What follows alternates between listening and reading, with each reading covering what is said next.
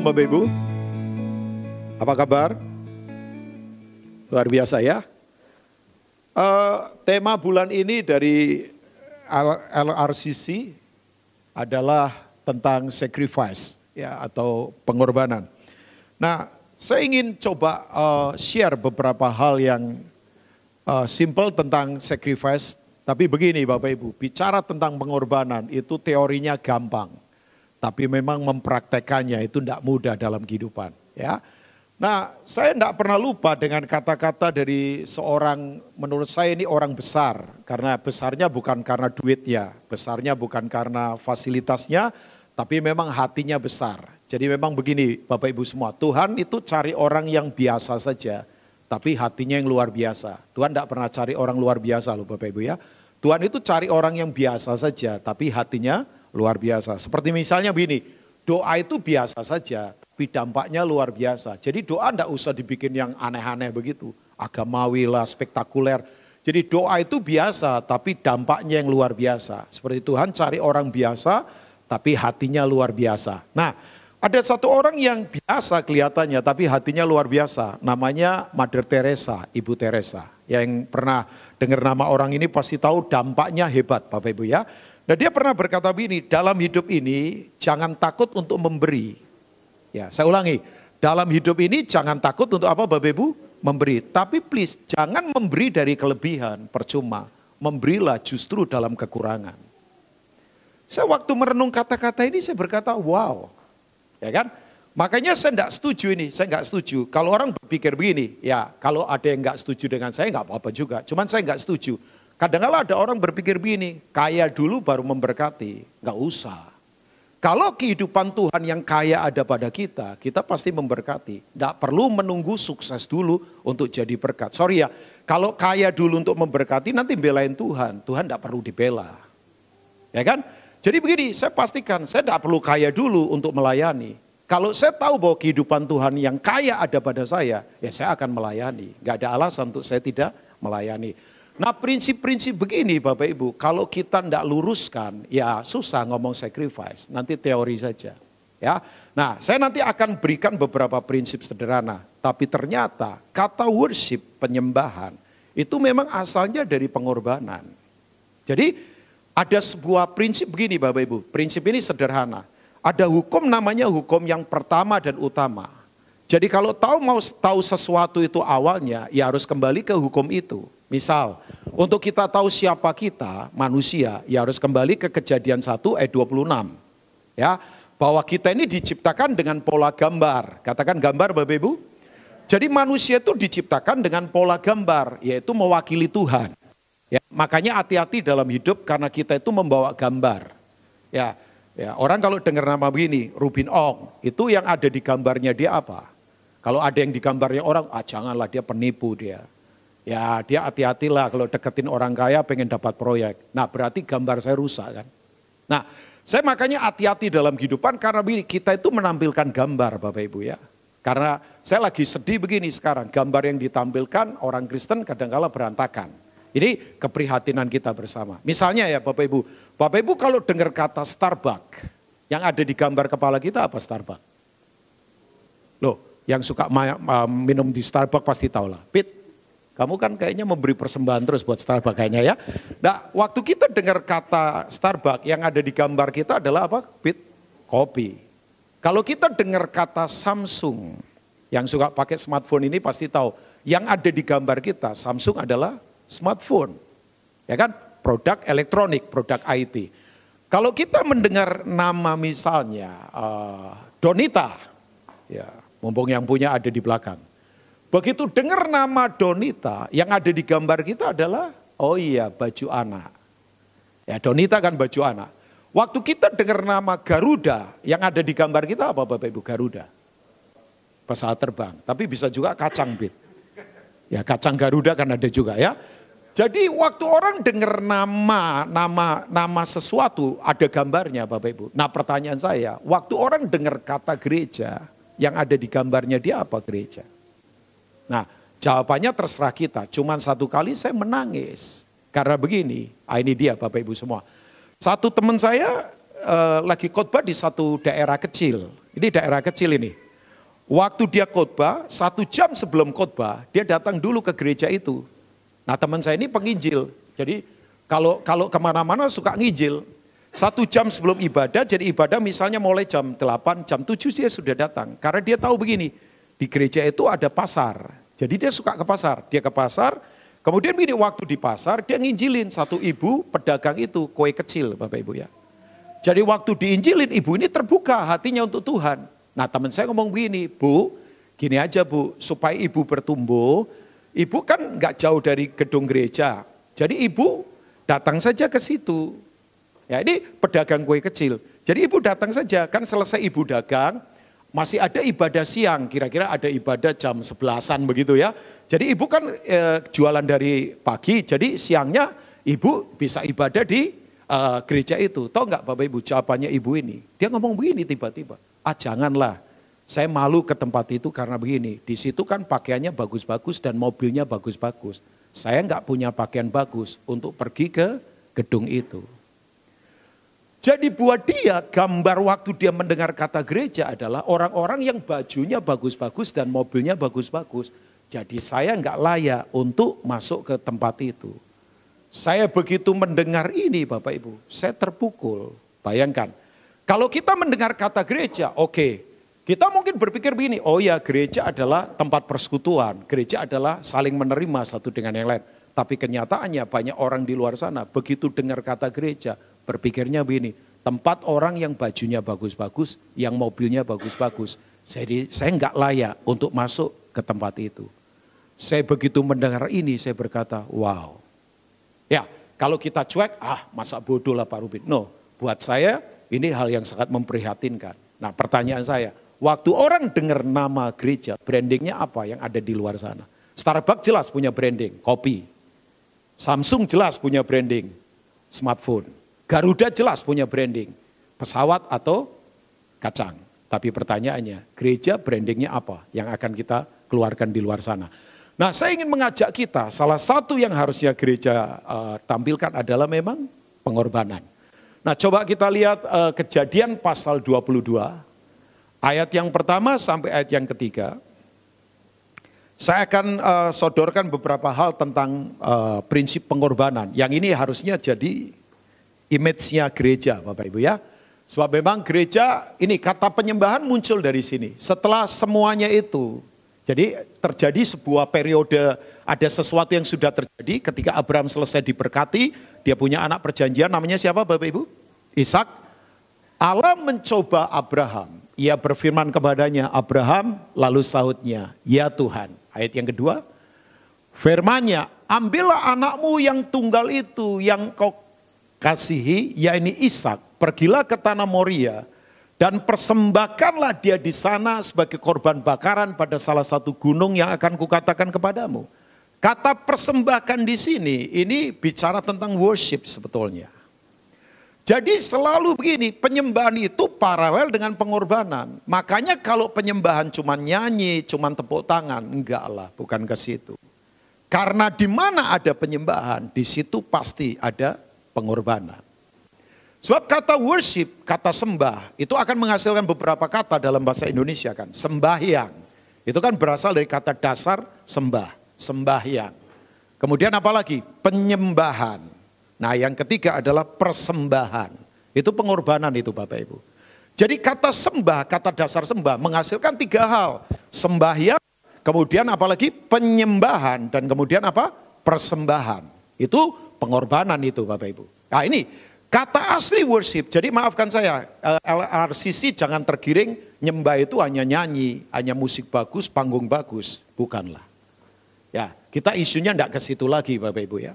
Ya, bolehlah musik bagus, semuanya bagus, enggak apa-apa. Tapi apakah hidup kita memang kembali kepada prinsip pengorbanan? Ya. Nah, ayat yang ketiga, Alkitab berkata begini, 3 ayat saja, terus nanti saya akan, oke, thank you.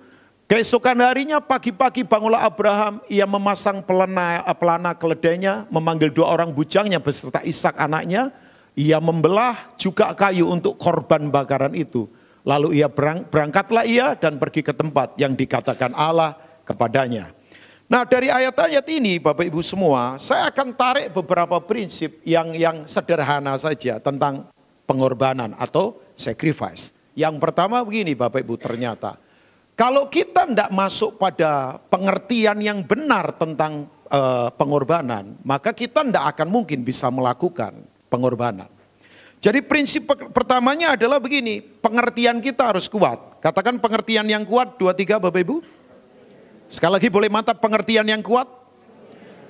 Jadi kalau kita tidak mengalami pengertian yang kuat tentang pengorbanan, ya memang susah untuk kita berkorban.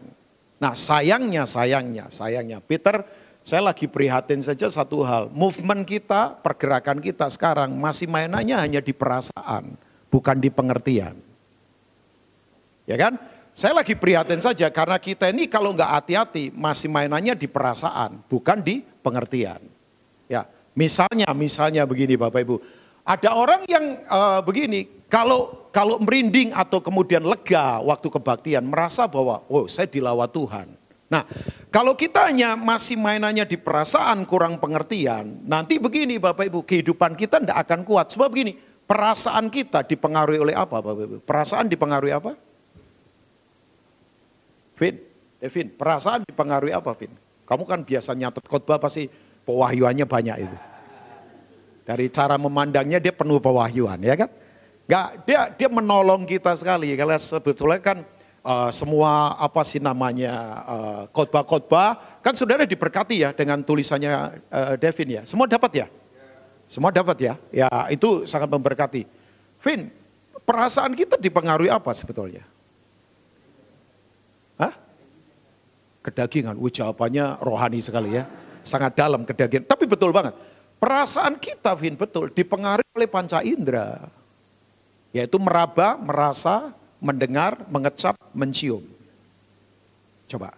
Kita kadang-kala ya Bapak Ibu, begitu kita kemudian mengecap makanan yang kita beli nggak enak, langsung kita bisa ngomel loh. Karena memang perasaan kita terganggu. Ya kan? Coba, ini ruangan kalau tiba-tiba listrik mati jadi panas. Pasti beberapa bisa gelisah. Ada yang kadang-kala bisa emosi.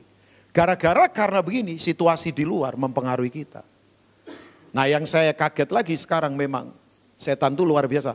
Saudara mesti berdoa benar buat pilpres kali ini ya. Sebab saya berkata begini selalu, siapapun yang memimpin Indonesia, ya saya nggak peduli siapapun yang akan memimpin negeri ini, Indonesia ke depan tidak akan lebih baik. Makanya kita yang harus putuskan baik. Dan tidak perlu menunggu waktu baik untuk jadi baik. Kita harus putuskan untuk kita tetap baik dalam Tuhan. Sebab gini, langit dan bumi akan berlalu. Kita nggak tahu apa yang akan terjadi loh Bapak Ibu. Tapi kan sekarang ini perasaan orang bayangkan. Diaduk-aduk gara-gara hanya mendengar berita-berita hoax. Kemudian orang emosi loh. Persaudaraan bisa pecah. Loh, saya tuh sampai sempat ketemu keluarga. Pak, mama sama anak bisa bertengkar gara-gara pilihan berbeda. Sampai saya ngomong ini, udahlah ngapain sih hal-hal begini. Kan saya selalu katakan iman saya bukan ke pemerintah, iman saya tetap ke Tuhan. Loh, apapun yang terjadi kalau tiba-tiba memang Indonesia dibawa kepada keadaan yang nggak enak, kita siap nggak Bapak Ibu? Ya siap nggak siap harus siap. Kalau kita cuma mau enaknya berarti kita masih dipengaruhi perasaan, bukan di pengertian. Ya, saya nggak pesimis loh ngomong begini Peter ya. Peter lebih tahu lah informasinya banyak. Tapi begini, kan kita sekarang diaduk-aduk perasaan loh Bapak Ibu. Karena begini, kita dipengaruhi oleh panca indera. Begitu melihat orang yang gak sesuai seperti yang kita harapkan, kita bisa marah loh. Misalnya ini, Ing ini punya pandangan tiba-tiba sinis sama saya. Padahal dia lagi sakit kaki misalnya. Saya jadi langsung berkata, kok Ing begini sih sama saya? Nah itu saya masih mainan perasaan. Pernah lihat ada orang begini, kalau duit lagi banyak seneng. Tapi begitu nggak ada duit, nggak senang. Nah mainan kita masih di perasaan itu namanya. Nah kalau movement model begini, ya gereja nggak akan kuat. Kurang pengertian. Ya kan? Perasaan kan dipengaruhi oleh panca indera kan. Coba, misalnya tiba-tiba Bapak Ibu sekali lagi, ada sesuatu yang terjadi di luar kita, perasaan kita terganggu, langsung berubah. Misalnya, saya lagi nggak enak ini, badan saya nggak enak. Sikap saya tiba-tiba bisa berubah sama Peter. Berarti saya masih dipengaruhi oleh perasaan saya. Jangan mainannya begitu. Makanya kalau kita tidak di pengertian Bapak Ibu, ya susah ngomong tentang pengorbanan, percayalah. Nah, saya mau mengajak kita, mari begini Bapak Ibu, pengertian itu hanya lahir kalau kita sepikiran dengan firman Tuhan. Katakan sepikiran dengan firman. Jadi memang betul, pengertian itu lahir kalau kita sepikiran dengan firman Tuhan. Ya, misal ya. Ada orang begini, visi hebat, tapi ternyata kalau tidak punya pengertian, ya percuma. Bapak Ibu pernah dengar ada orang ngajar pembapaan, tapi dalam hubungan tetap tuan dan hamba. Bahwa orang di sekelilingnya tetap jadi hamba, dia tetap tuan. Berarti kurang pengertian. Ya kan? Bisa saja. Orang berkata begini, udahlah dalam hidup kerja jangan kejar mamon. Tapi tetap saja uang mendrive hidupnya. Berarti begini, masih mainannya di perasaan, bukan di pengertian. Jadi begini, visinya besar, tapi aplikasi nyawanya nggak ada. Karena kurang pengertian. Loh, bisa saja saya ngajar begini, rendah hati, tapi ternyata dalam hidup saya tetap sombong. Berarti begini, saya punya visi saja, tapi saya tidak punya nyawa kehidupan. Karena begini, kita kurang pengertian. Nah, saya berdoa Bapak Ibu, mari begini, pikiran kita harus pikiran dengan firman, supaya kita punya pengertian. Nah, untuk kita mengerti Bapak Ibu, coba kita lihat Roma pasal 12 ayat yang ketiga. Jadi begini, orang kalau tidak mengerti, ya susah berkorban.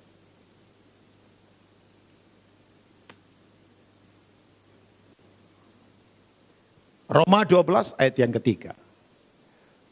Nah, misal lagi. Ini orang yang cuman main kurang pengertian ya, misalnya begini. Banyak orang sekarang hanya kejar akibat tapi tidak kejar tujuan. Itu berarti masih mainannya di perasaan. Ya, saya ulangi. Orang kalau hanya kejar akibat tapi tidak kejar tujuan, berarti masih di perasaan. Misalnya ya, contoh sederhana. Kaya, sukses, kedudukan, itu cuma akibat.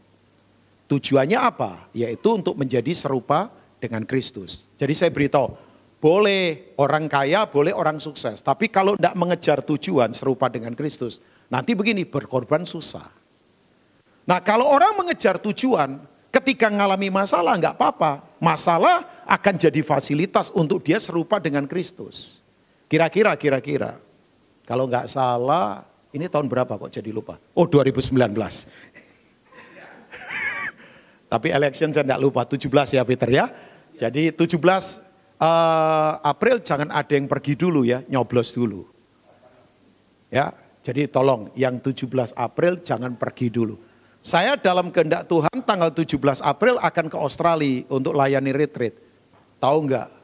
Tour agent saya ngomong begini, yang biasa saya langganan.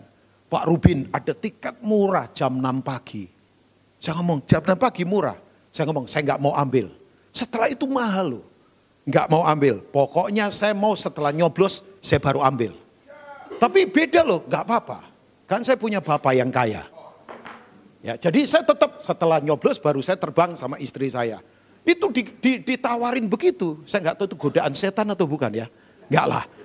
Tapi begini, saya putuskan. Saya nyoblos dulu baru kemudian saya akan pergi dalam kehendak Tuhan. Kalau Tuhan izinkan. Karena mesti layani retreat dan kemudian tengokin lah sang putri ya, karena dia ada di sana, jadi saya mesti tengokin. Nah, Bapak Ibu kira-kira sekian tahun yang lalu, atas anugerah Tuhan, saya ada di Toronto. Atas kehendak Tuhan saya ada di Toronto untuk pelayanan. Nah, saya ketemu satu orang yang saya kaget, waktu kemarin saya lihat di televisi, orang ini lagi diinterview, karena sekarang ini termasuk pemain startup yang lagi naik, namanya tiket.com. Nah, itu foundernya, kreatornya adalah anak yang pernah saya ketemu waktu dia mahasiswa.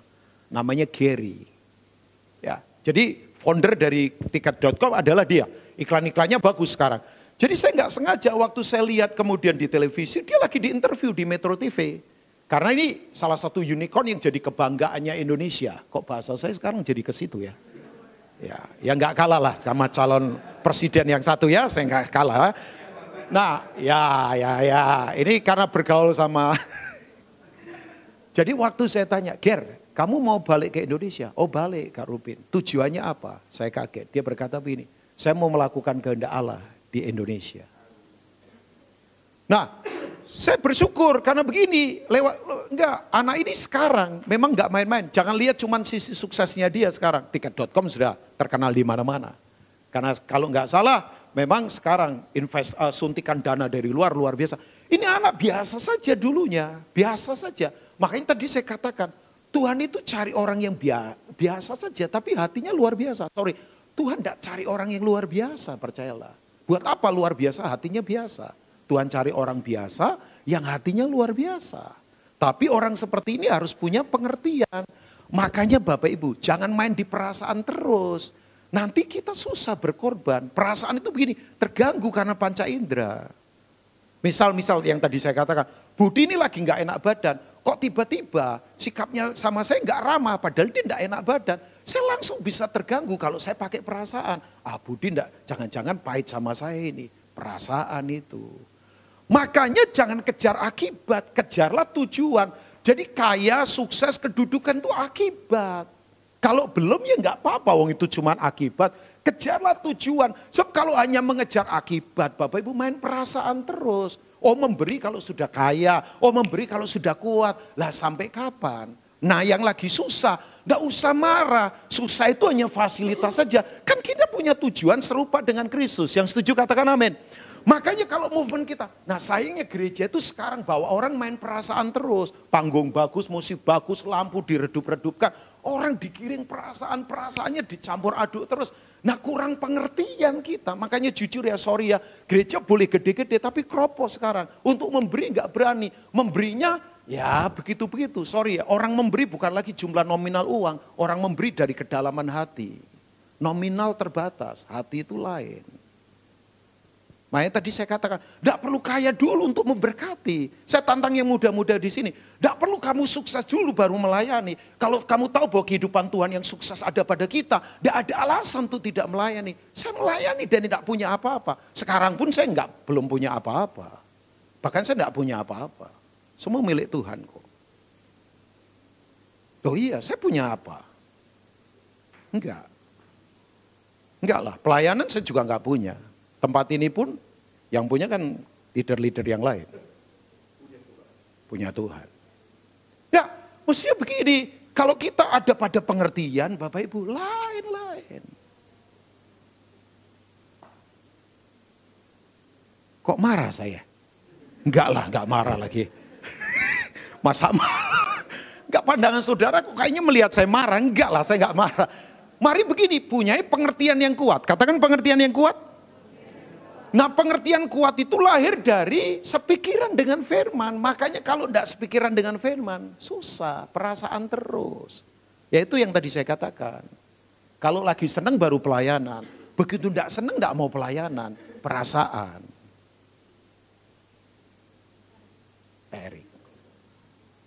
Erik ganteng loh.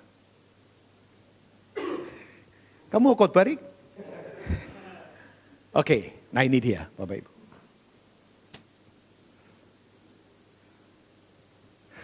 Pengertian penting ya. Coba. Kalau pengertian tidak sepatutnya, cara berpikir nggak sepatutnya, ya susah. Oke, kita baca dulu ya. Berdasarkan kasih karunia yang dianugerahkan kepadaku, aku berkata kepada setiap orang di antara kamu, janganlah kamu memikirkan hal-hal yang lebih tinggi daripada yang patut kamu pikirkan. Jadi di sini gini maksudnya, kalau memang belum punya, tidak usah paksa-paksa. Ya, tapi kalau yang sudah punya, jangan membangun identitas di atas fasilitas itu. Ya, ini salah satu contohnya sebetulnya ya. Tetapi hendaklah kamu berpikir begitu rupa sehingga kamu menguasai diri menurut ukuran iman yang dikaruniakan Allah kepada kamu masing-masing. Yang setuju dengan firman katakan amin. Jadi begini, kalau kita ini sepikiran dengan firman Tuhan, kita punya pengertian. Makanya begini, pengertian kita, pikiran kita itu jadi layak, patut, sesuai kebenaran. Ya, misal ini, pikiran yang tidak patut itu begini, misalnya, nggak gampang. Saya tuh begitu ketemu Budi, saya berpikir begini, saya bisa dapat apa dari Budi? Itu enggak berpikir patut. Makanya sorry ya mungkin saya bisa salah. Banyak orang kerubuti Budi karena Budi kuat. Coba kalau Budi enggak kuat, apakah orang tetap kerubuti Budi? Belum tentu. Kita ini kalau tidak berpikir patut, selalu berpikirnya begini. Saya itu ketemu Rudi misalnya, saya bisa dapat apa dari Rudi? Itu tidak berpikir patut. Tapi kalau saya berpikir patut, saya harus begini. Saya bisa memberi apa pada Rudi? Nah itu berpikir patut. Misal ya, ini kan kita semua sudah dewasa lah.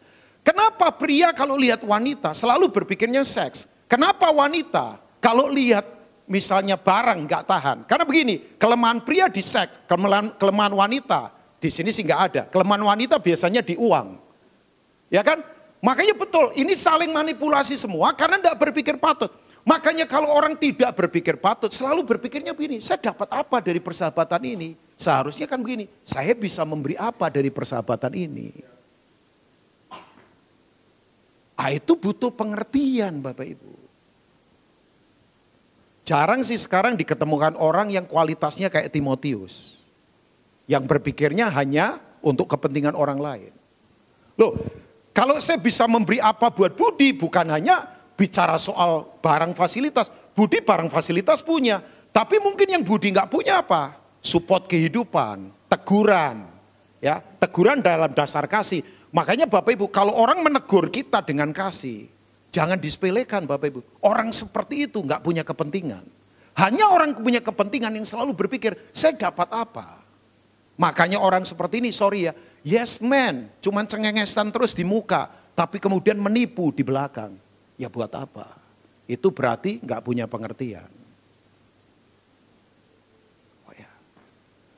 Kalau kita tidak punya pengertian, nanti muternya di situ terus. Kekecewaan, kepahitan, luka satu dengan yang lain. Karena kita berpikirnya selalu begini, saya bisa mengambil apa? Itu yang tadi saya katakan.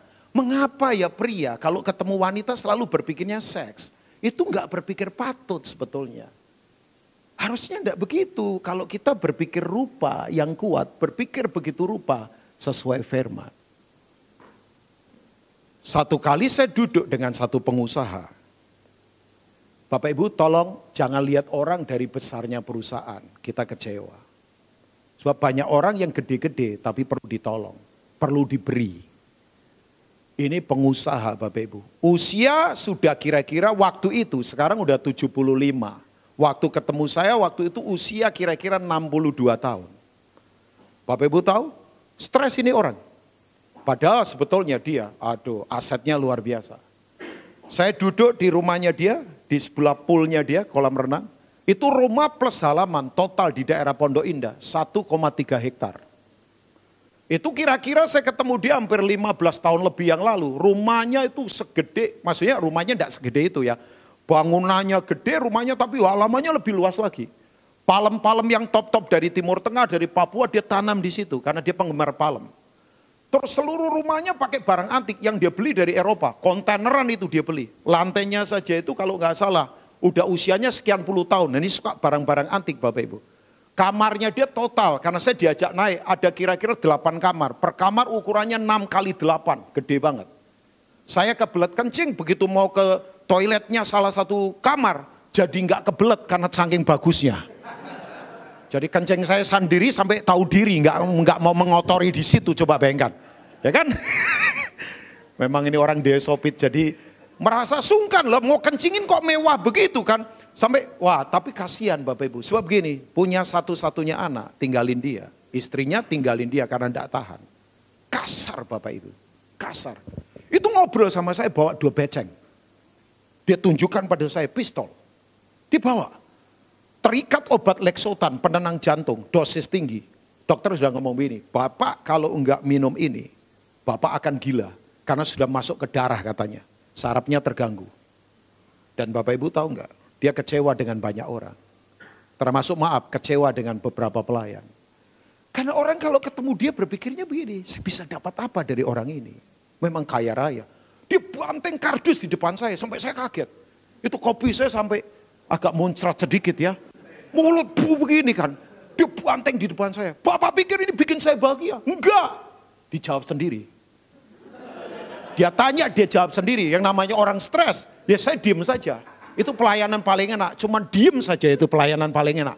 Bapak Ibu, Bapak pikir ini bikin saya bahagia? Enggak, dia jawab sendiri. Ternyata sama pembantunya kaget semua. Bapak Ibu, kemudian dia tarik lagi kardusnya, sayang dia tarik lagi. Coba dia lempar ke saya 10 lembar, Karena isinya surat tanah. Orang stres tahu duit juga ternyata ya. Dia lempar, bayangkan. Tahu Bapak Ibu, saya doakan, saya waktu itu datang dengan istri. Sekarang dia punya persekutuan. Dan Bapak Ibu tahu, saya layani persekutuan itu hampir 3 tahun, saya tidak ambil persembahan. Dia paksa-paksa, saya ngomong, enggak. Sebab dia pernah luka begini, ditantang orang bukan perpuluhan lagi. Orang menantang dia memberi 30% dari penghasilan. Nah orang kalau sakit di situ harus disembuhkan di situ Bapak Ibu. 3 tahun saya pelayanan di tempat dia, tidak ngambil sepeser pun. Saya akan sembuhkan luka di titik itu. Sampai hari ini masih respect sama saya. Jarang ketemu. Karena saya bersyukur sekarang istri, anak, dia punya cucu sudah kembali pulih. Oh bahagia sekali. Saya terakhir ketemu mungkin tahun yang lalu. Happy banget hidupnya. Tapi dari situ saya kemudian belajar prinsip. Coba kalau saya tidak berpikir patut.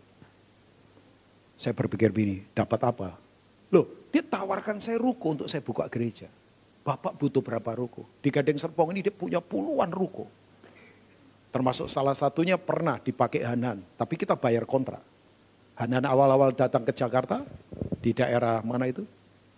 Oh, kok jadi lupa. Mendriso sana. Itu salah satunya saja. Tapi dari situ saya belajar prinsip. Makanya kita ini kalau kurang pengertian Bapak Ibu. Ya susah bicara tentang sacrifice. Harus kita punya pengertian. Kuncinya apa? Sepikiran dengan firman Tuhan. Katakan sepikiran dengan firman Tuhan. Karena begini. Kalau kita mengerti ini Bapak Ibu. Kita akan sadar begini. Yaitu yang tadi saya katakan. Tidak perlu sukses dulu untuk melayani. Tidak perlu kaya dulu untuk memberkati. Kalau kehidupan Tuhan yang kaya ada pada kita, kita pasti memberkati. Tidak usah takut Bapak Ibu, sumber hidup kita tidak terbatas. Oke, 2 Petrus 1 ayat yang ketiga. Tiba-tiba ayat ini muncul di pikiran saya.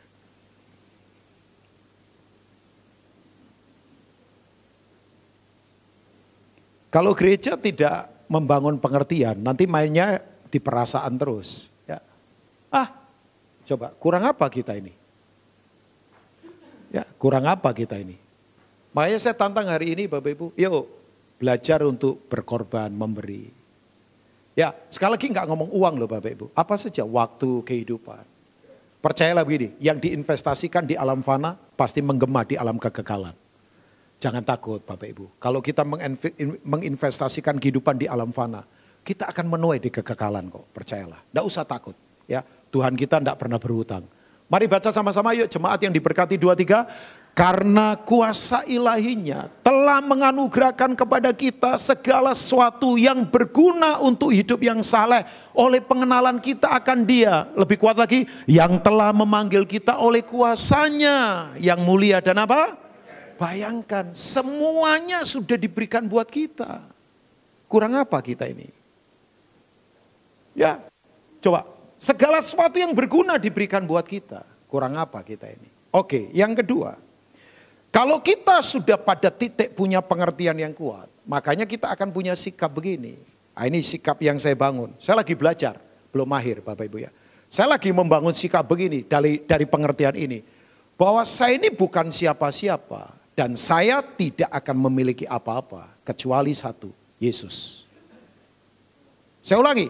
Karena pengertian ini. Markel, ianya gampang, prakteknya susah Markel ya. Tapi nggak apa-apa, kamu ya, berarti saya berharap kamu menemukan pengertian.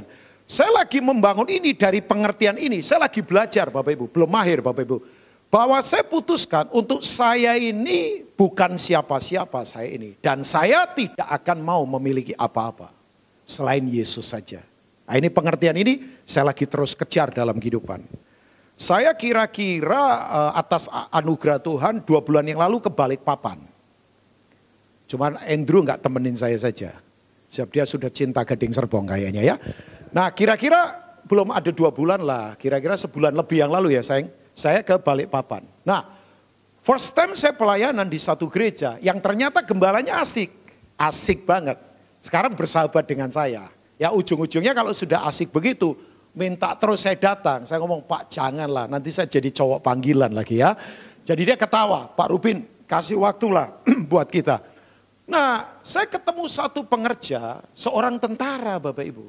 Pangkatnya lumayan, ini angkatan darat, pangkatnya lumayan. Jadi ngobrol-ngobrol ternyata 2 minggu sebelumnya Bapak Ibu, ada rombongan pendeta-pendeta dari Korea, dikoordinir oleh salah satu pendeta dari Indonesia. Nah begini Bapak Ibu, biasanya Bapak Ibu, kalau orang sudah pelayanan biasanya, makanya sekarang saya punya prinsip gini, jangan berpikir kalau sudah khotbah itu panggilan tertinggi kehidupan, bukan. Orang boleh berkhotbah kalau tetap tidak menginjil berkorban buat yang lain, ya belum punya panggilan yang tinggi. Saya sekarang tidak mau punya prinsip ini, oh kalau saya sudah khotbah berarti itu pelayanan tertinggi. Enggak, kalau saya tidak menginjil berarti saya enggak pelayanan. Kan banyak pendeta cuma suka khotbah tapi tidak menginjil, enggak melayani. Ya buat apa? Saya sekarang sudah pada pengertian, oh iya ternyata, nah ini butuh pengertian. Nah saya belum mahir, saya terus belajar. Nah waktu kemudian mereka ada di sana, biasanya begini, pendeta-pendeta itu kan suka dimasukkan ke ruangan VIP. Saya bersyukur di sini nggak ada sih. Dan jangan dibangun lah. Ya, walaupun bisa, karena ruangannya banyak kan, bisa saja. Ruangan VIP itu kan enak. Bahkan ada satu gereja yang ruangan VIP-nya punya terapis.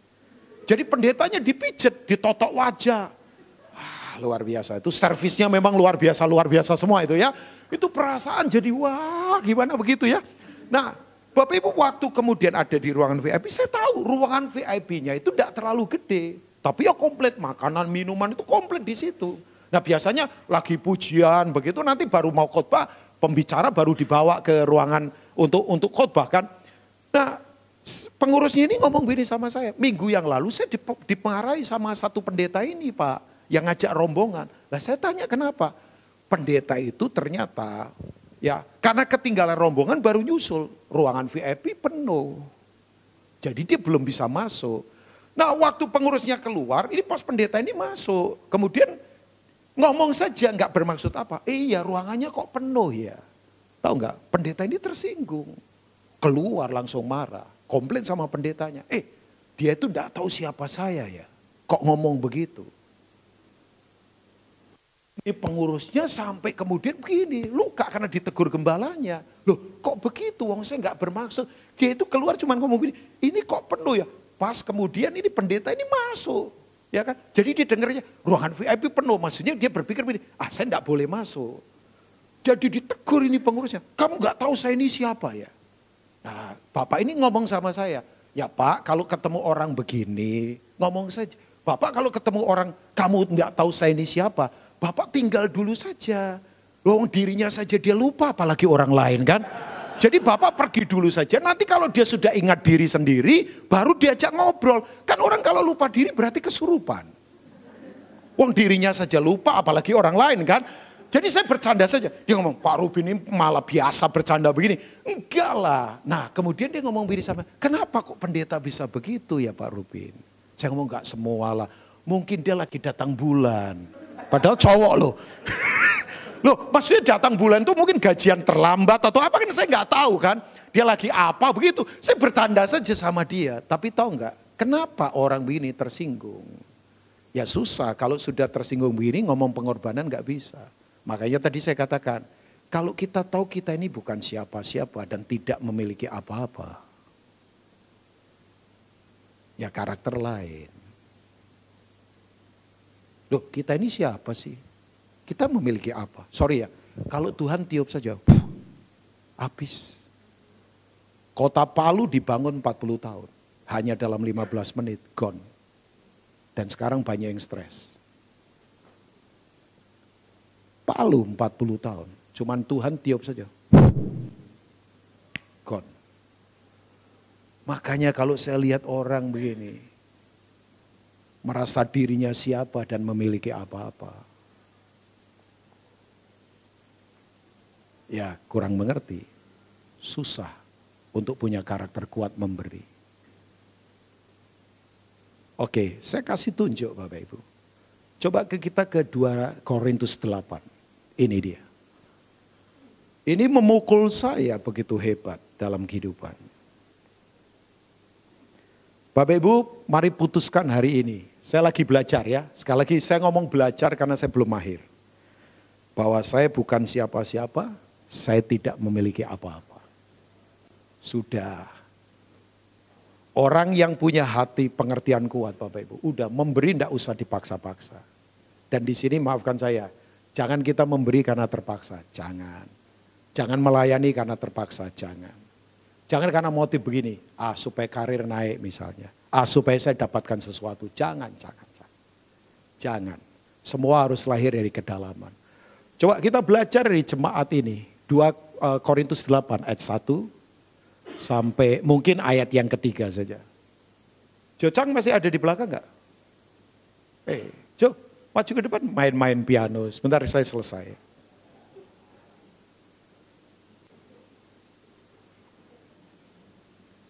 Saya panggil Jocang betul enggak, Pit? Betulan. Panjangnya siapa sih? Nah ya tahu lah. Makanya dipanggil Jocang kan. Senior loh, dia senior. Ya, senior. Ya. Senior mau ke LRCC, itu luar biasa. Itu pengorbanan kelas tinggi itu ya. Oh. Pit, jangan terlalu dibuka pewayangan begitu. Enggak, ini pengorbanan. Ini senior loh. Ngarang banyak lagu besar. Walaupun orangnya kecil. Nah ini dia Bapak Ibu semua. Jadi kalau kita tidak punya pengertian kuat, kita susah menetapkan bahwa saya bukan siapa-siapa dan saya tidak memiliki apa-apa. Apa yang mau kita pertahankan Bapak Ibu? Gak pesimis. Kita jangan ngomong begini, Pak Rubin saya masih kuat kok. Siapa bilang? Hari besok kita nggak akan ada yang tahu kan apa yang akan terjadi. Ya, apa yang mau kita pertahankan? Kalau kita sadar ini memberi akan jadi gaya hidup. Coba, ini jemaat Bapak Ibu, luar biasa. Saudara-saudara, kami hendak memberitahukan kepada kamu tentang apa? Tentang apa? Tentang apa? Apa itu kasih karunia? Kemampuan ilahi untuk kita melakukan yang kita tidak mampu dengan kemampuan kita. Ini divine empowering. Ya, ada pemindahan kekuatan yang begitu luar biasa, yaitu kasih karunia yang dianugerahkan kepada jemaat-jemaat di Makedonia. Coba, kalau kita berpikir jemaat mendapatkan kasih karunia, berarti kan berpikirnya begini, oh hebat, fasilitas besar, semuanya luar biasa. Enggak itu, ternyata kasih karunia ditarik pada prinsip yang menurut saya luar biasa. Prinsipnya apa? Ini dia ayat yang kedua. Saya terpukul melihat ayat ini, ayat yang kedua. Coba. Untuk pada level ini butuh pengertian Bapak Ibu, bukan perasaan lagi. Kalau kita enggak pada pengertian Bapak Ibu, makanya saya dari tadi maafkan jangan bosan-bosan kalau saya bicara tentang pengertian. Karena kalau perasaan terus Bapak Ibu terganggu, makanya tadi saya katakan kalau lagi enak suka melayani, begitu enggak enak enggak mau melayani. Kalau perasaan lagi seneng baru kemudian memberi, perasaan enggak seneng enggak memberi. Nah mainan kita masih di perasaan terus movement kita. Dan yang saya prihatin, sekali lagi begini, gereja fasilitas perasaan terus. Semuanya mesti pakai perasaan terus, perasaan worship, perasaan yang diobok-obok terus. Semuanya pakai perasaan, sudah jangan kesana lagi, capek kita.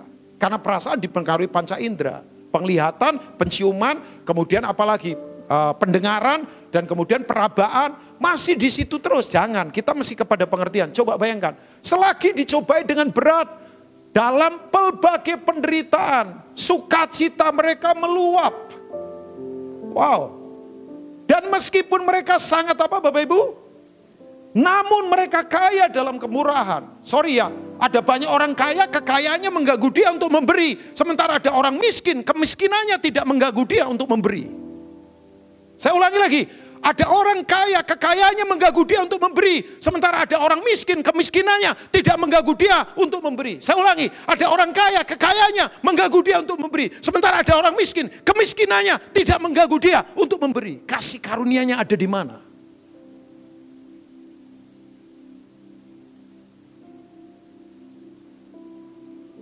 Makanya anak muda saya dorong, tidak perlu kaya dulu untuk memberi. Kalau kehidupan Tuhan yang kaya ada pada kita, pasti kita memberi. Memberi tidak harus berupa duit. Seperti tadi saya katakan, Budi Peter mungkin tidak butuh duit dari saya. Tapi mereka butuh dorongan, mereka butuh semangat. Mungkin mereka butuh nasihat dari saya yang lahir dari ketulusan. Fasilitas barang mereka punya mungkin. Makanya jangan berpikir kalau ketemu orang, saya bisa dapat apa dari orang ini. Saudara kecewa kalau lihat orang dari kebesaran fasilitas, banyak yang keropos di dalam. Teman saya lagi mentor satu perusahaan, bayangkan. Miliatan kelihatannya, tapi ternyata di dalamnya kacau balau, perlu ditolong. Makanya teman saya ngomong begini, lihat orang jangan dari penampilannya Pak Rubin. Nanti kita mau ngambil terus, enggak lah, kita memberi. Berkorban.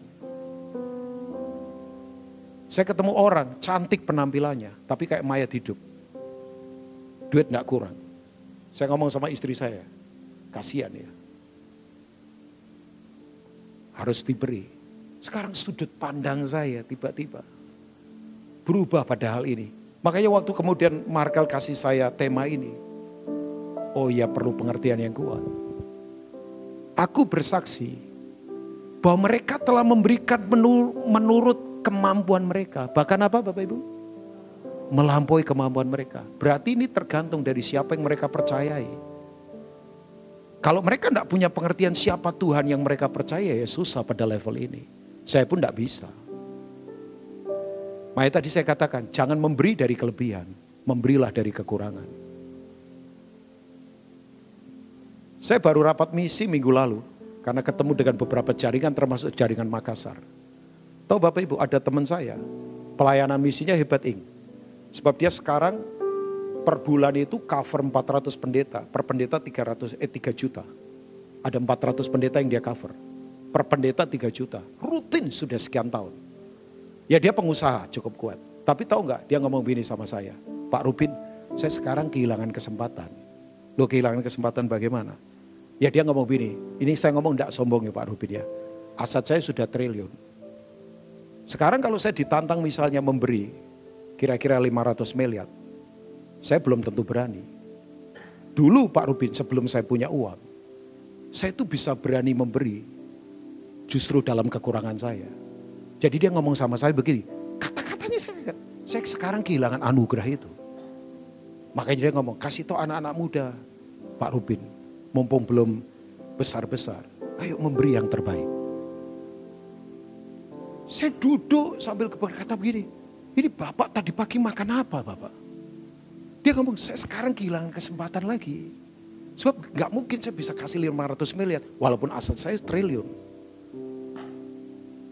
Dulu saya bisa memberi dari kekurangan saya, sekarang kesempatan itu hilang. Waduh, sudut pandangnya jadi lain dalam kehidupan. Memang butuh pengertian yang kuat. Sebab saya tutup dengan yang ketiga. Yang ketiga adalah begini.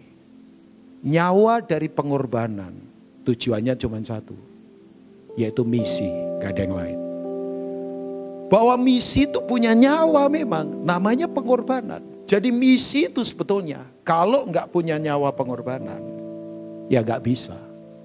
Ya, Bapak Ibu kita tadi sudah membaca bahwa Abraham mempersembahkan siapa? Ishak, kehidupan yang dihargai. Nah tujuannya untuk apa? Ujungnya adalah for mission, untuk misi. Jadi pengorbanan itu tujuannya adalah misi. Misalnya ayat terkenal Yohanes 3:16. Kita pasti hafal ayat ini ya. Saya akan tutup dengan ayat-ayat ini. Setelah ini kita akan selesai.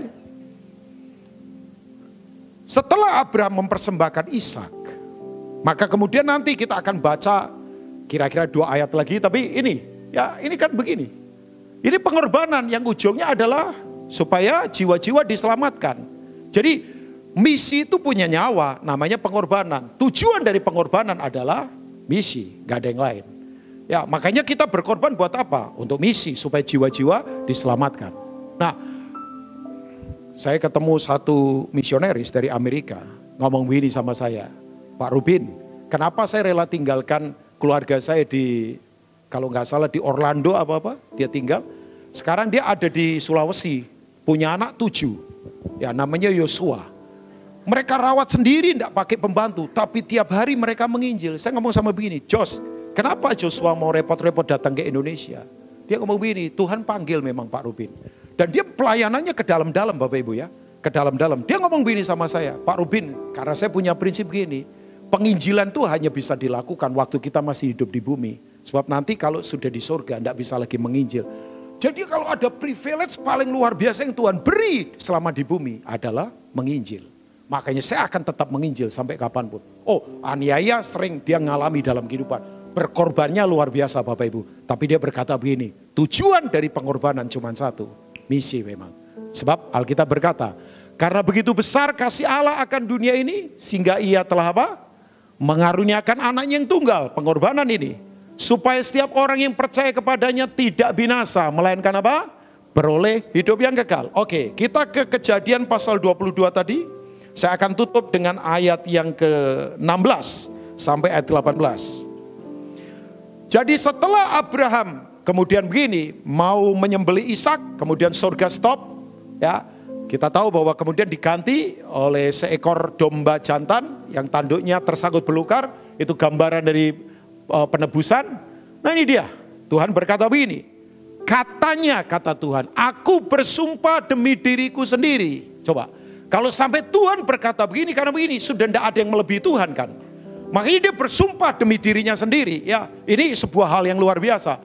Demikianlah firman Tuhan, karena engkau telah berbuat demikian dan engkau tidak segan-segan untuk menyerahkan anakmu yang tunggal kepadaku. Ayat yang ke-17. Nah ini, maka akibatnya aku akan memberkati engkau berlimpah-limpah. Yang percaya katakan amin. Dan membuat keturunanmu sangat banyak seperti bintang di langit dan seperti pasir di mana? Di tepi laut. Dan keturunanmu itu akan menduduki kota-kota musuh. Tidak usah takut Bapak Ibu. Orang kalau berkorban, mereka akan melihat siapa kita kok. Ya. Jadi orang berkata begini, Pak Rubin ke depan masa nggak gampang. Betul, bersiaplah. Kita akan ada di masa yang tidak mudah. Saya kalau lihat anak-anak kecil, saya ngomong begini, siapkan mereka karena kita ada di masa yang tidak mudah.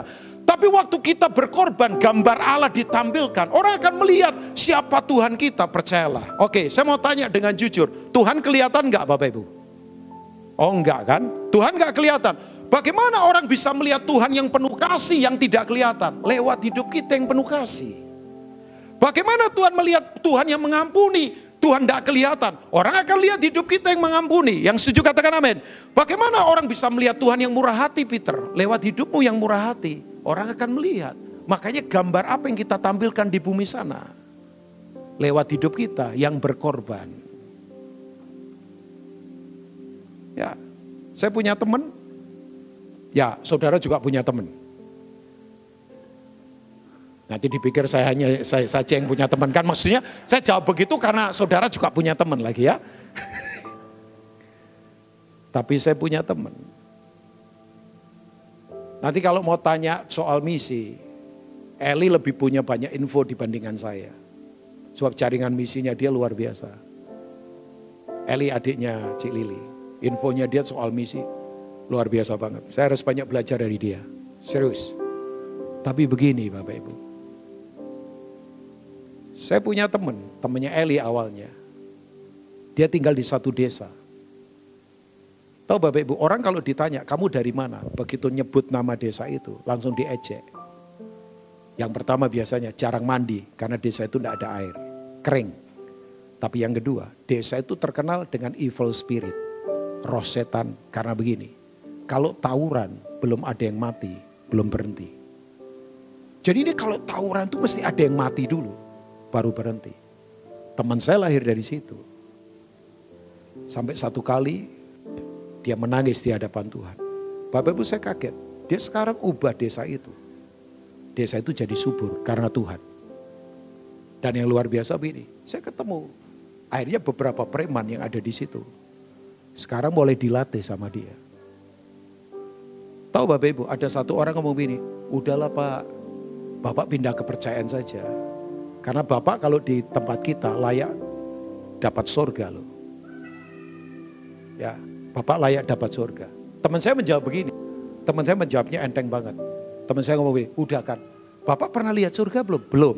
Saya juga belum pernah lihat surga. Jadi begini, kita kan belum sama-sama pergi ke surga. Jadi enggak usah ngomong soal surga. Sekarang begini saja. Bapak bertanam, saya bertanam. Saya bagi ilmu saya terbuka. Coba nanti hasilnya bagaimana? Sekian tahun membuktikan Bapak Ibu. Ternyata teman saya ini lebih hebat daripada dia. Orangnya ngomong win ini sama teman saya. Memang Tuhanmu itu Tuhan yang ajaib ya. Jadi memang kita tidak usah ngomong soal surga. Karena sama-sama belum pernah pergi ke surga. Ya memang ada banyak pendeta yang suka bolak-balik ke surga sih. Tapi kan saya ketawa persis kayak Bapak Ibu. Saya lihat teman saya berkata, begitu ya Mas? Iyalah Pak Rubin. Udah buktikan saja lewat hidup kita. Bahwa kita berkorban. Kita memberi. Saya datang ke pelatihan misinya dia. Saya lihat dengan mata kepala sendiri. Sebuah desa diubahkan. Tahu Bapak Ibu sekarang yang datang. Sudah hampir 15 negara datang. Mengunjungi tempat itu. Untuk lihat pelatihan di sana. Oh tapi pengorbanan. Hari ini saya ingatkan saja. Bahwa pengorbanan tujuannya cuma satu. Misi terjadi. Keturunan kita akan menjadi berkat buat banyak orang di sekitar kita. Sebab ayat yang ke-18 kita tutup baca sama-sama 2-3. Oleh keturunanmu lah semua bangsa di bumi akan mendapat berkat. Karena engkau tujuannya jelas untuk misi. Jadi gereja yang berkorban tujuannya hanya untuk misi bukan yang lain. Sayang saya lagi prihatin. Tolong ya gumuli keprihatinan ini bersama-sama. Misi sekarang lagi memperbesar organisasi. Padahal misi itu harusnya amanat agung. Tapi misi sekarang hanya memperbesar organisasi. Jangan. Misi tetap amanat agung. Seluruh bumi penuh kemuliaan Tuhan. God bless you all. Tuhan memberkati semua. Amin buat firman Tuhan. Mari bangkit berdiri bersama-sama.